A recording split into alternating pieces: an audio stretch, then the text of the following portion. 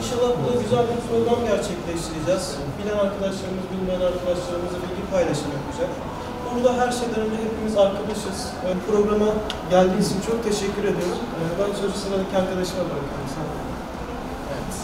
Her kulüpler adına aynı zamanda Yıldız Teknik Üniversitesi Rektörlük ve tüm birimler adına Malatya'ya geçmiş olsun dileklerini onlar adına biz buradan iletiyoruz.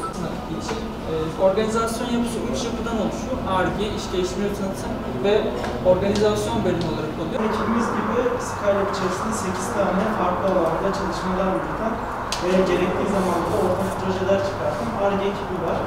İlk başta bunu web uygulama geliştirme, siber güvenlik ve mobiliteciyle başlattık. Ve Battalgazi Belediyesi'nin destekleriyle burada sizlerle birlikte 9 ay boyunca yapmayı hedefliyoruz. Yıldız Teknik Üniversitesi'nde fizik bölümü 1. sınıf öğrencisiyim.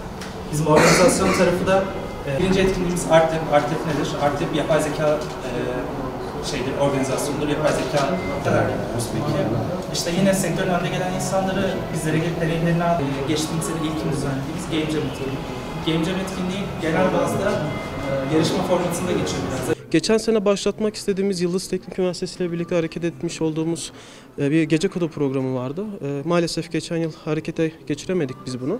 Bu yıl çok şükür Battalgazi ve Osman Güder belediye başkanımız sayesinde tekrardan bir faaliyete geçirdik. Bize bu tesisi sağladılar, bize faydada bulundular. Allah razı olsun hepsinden.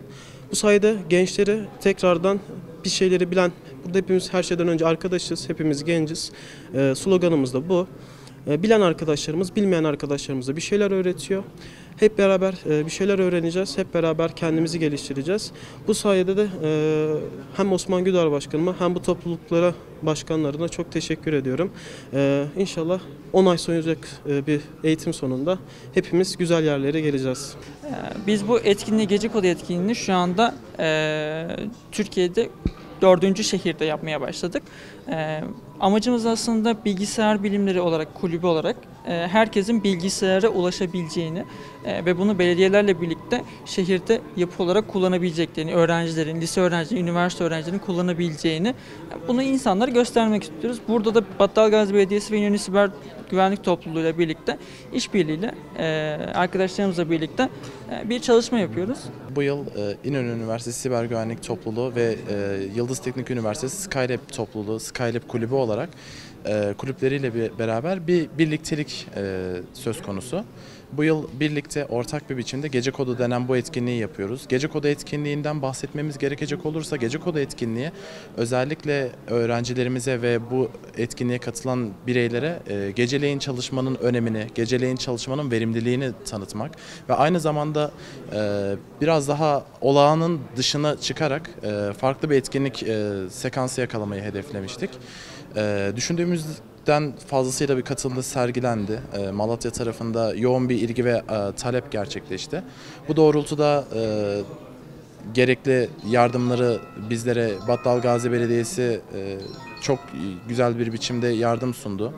Ve bizlere bu tesisi sundu. Bu tesiste şu anda Battalgazi Belediyesi'nin yardımlarıyla bulunuyoruz. Gecekodu programına açıkçası gerçekten çok faydalı buldum. Başta Sayın Battalgazi Belediye Başkanımız olmak üzere emeği geçen herkese, Yıldız Teknik Üniversitesi, İnönü Üniversitesi'ne de teşekkürlerimi iletiyorum buradan. Faydalı bir program. Akşam saat 7 gibi başladı ve sabah 8'e kadar devam edecek. Burada arkadaşlarımızla da kaynaşma fırsatı buluyoruz aynı zamanda. Faydalı içerikler sunuyorlar. Burada eğitimler de gerçekleştiriliyor. Herkes istediği şeyde çalışabiliyor. Yani böyle bir ortam sundukları için çok teşekkür ederim emeği geçen herkese tekrardan.